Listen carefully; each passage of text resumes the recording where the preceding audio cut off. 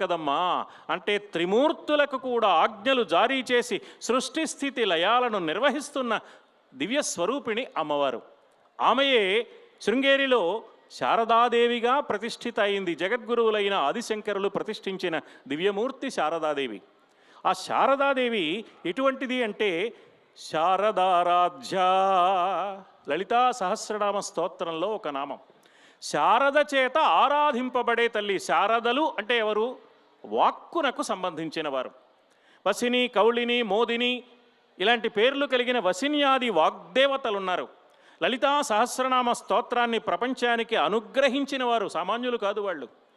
శారదారాధ్య అంటే వసిన్యాది వాగ్దేవతలు ఏ మాతృమూర్తిని ఆరాధిస్తున్నారో, ఏ లలితాదేవిని సంసేవనం చేస్తున్నారో ఆ దేవి యొక్క స్వరూపం శారదారాధ్య.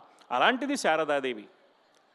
ఆద్యాం విద్యాం చ ధీమహి బుద్ధిం యానః ప్రచోదయాత్. దేవి భాగవతంలో సమస్త ప్రాణుల యొక్క బుద్ధిని చైతన్యం కలిగించి మంచి మార్గంలోకి తీర్చిదిద్దే తల్లి ఆమెయే శారదాదేవి. విద్యను ప్రసాదించిన, సద్బుద్ధిని ప్రసాదించిన, కర్తవ్య వైభవ దీక్షను అనుగ్రహించిన అమ్మవారి అనుగ్రహం తప్ప మరొక్కటి కానే కాదు. కాబట్టి సృష్టిలోని సకల జీవరాశులకు ఈ విధమైన దివ్య వైభవాన్ని కలిగించడం కోసమే ఆ తల్లి అవతరించింది.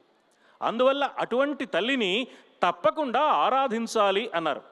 ఆరాధ్యా పరమాశక్తి సర్వైరపి సురాసురై ధిక్ ధిక్ ధిక్ చ తజ్జన్మ యో న పూజయతే శివాం.